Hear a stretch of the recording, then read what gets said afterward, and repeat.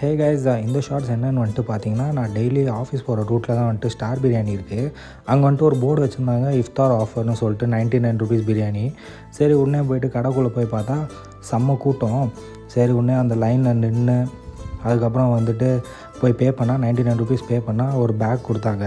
உடனே அந்த பேக்கை வீட்டுக்கு எடுத்துகிட்டு வந்து பார்த்தா அதுக்குள்ளே வந்துட்டு ஒரு கத்திரிக்காய் குட்டியாக ஒரு கத்திரிக்காய் டப்பா கொடுத்துருக்காங்க. அதுக்கப்புறம் ஒரு தயிர் பச்சடி கொடுத்துருந்தாங்க.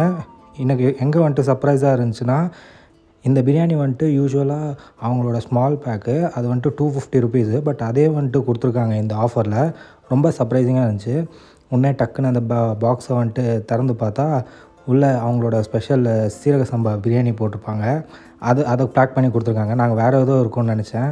உடனே டக்குன்னு வாயெல்லாம் ஊற ஆரம்பிச்சிருச்சு. உடனே சாப்பிட்டு பார்த்தா டேஸ்ட்டு சூப்பராக இருந்துச்சு. ஓகே கைஸ், அடுத்த ஷார்ட்ஸில் பார்ப்போம். பாய்.